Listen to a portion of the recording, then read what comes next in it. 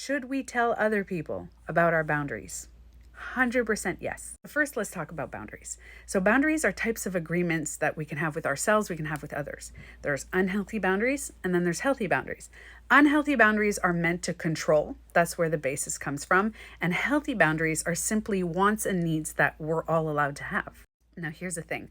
A lot of people get healthy boundaries and unhealthy boundaries confused because it is a fine line. For example, a boundary that I need is to be spoken to kindly and with respect. So if I want that boundary, I need it. I need to speak to myself kindly and respect myself as well as others. Now, if I don't talk to myself kindly, I'm very disrespectful to myself, and I'm also very disrespectful to others, but I expect them to be kind and respectful to me. That's an unhealthy boundary. Another form of unhealthy boundaries is trying to control others, what they say, what they wear, what they look like. A healthy boundary is knowing that you cannot control other people, but you understand that you are not the only one with boundaries. Other people have boundaries too. And if we are in a relationship, whether it's friendship or family or anything, if my boundary conflicts with your boundary, we can come to a healthy compromise. Because again, my feelings matter, but your feelings matter too. Which leads me to the second part. You cannot set boundaries if you don't know your value. A lot of people believe that other people's feelings matter way more than their own, so they don't have any boundaries. Let's say I have little to no self-worth and self-value, and I'm in a room with someone. If I believe that my feelings don't matter and everybody's feelings matter more than mine, I'm not going to have any boundaries. So if somebody starts disrespecting me or saying things that make me very uncomfortable, I may not want to express those boundaries because my feelings don't matter. Their feelings matter more than mine. So in order to set healthy boundaries, you first have to work on your self-worth and self-value. Now there is the opposite side of people who think that their feelings matter more than everyone else. They have little to no empathy and will not be willing to compromise when you do express your boundaries. Now, there are some people who assume that everyone should just know what they want.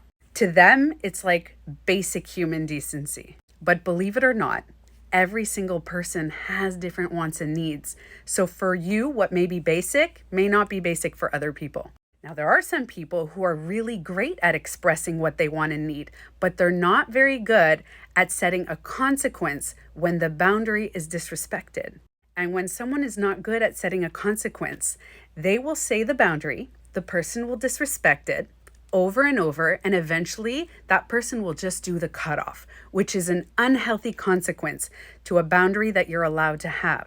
So in other words, it's important to not just know what our boundaries are, but to know what consequences we have to apply when someone disrespects our boundaries. This is a personal belief that I have. I believe everyone gets one pass. So instead of having a consequence right away, I think everyone should just get a warning. For example, I have a job and I'm never late for work. And then one day I'm like 2 hours late. Getting a warning is my boss simply reminding me of the boundary. It's up to me to continue following that boundary. And if I don't, then there should be a consequence. A consequence would be I don't get paid.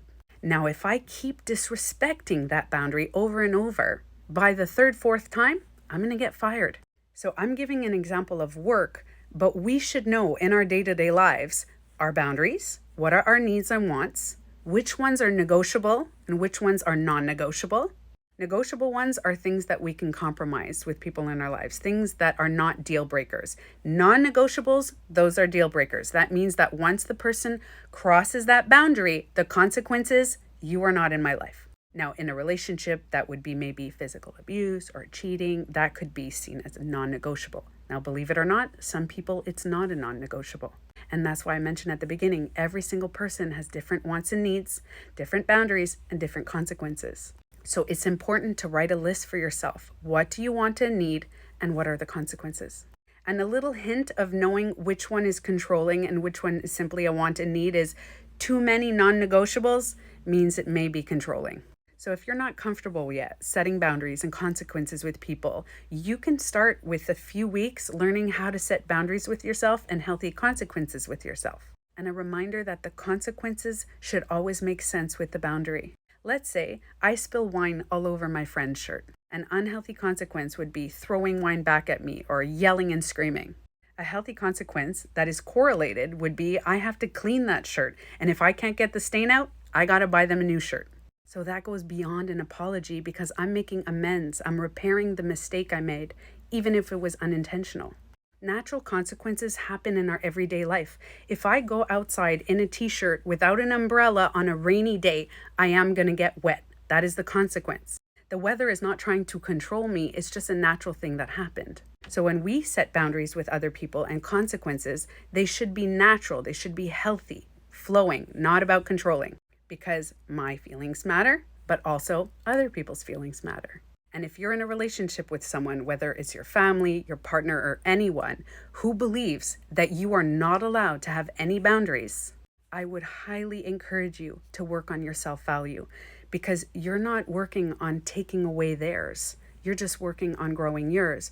So when you grow your self-value and you know that your feelings matter, but also other people's, you're going to find yourself in very healthy relationships because you're going to respect other people's boundaries. They're going to respect yours. So find your self-value. Remember that you are worthy and valuable because you exist. Nothing external can give you more value.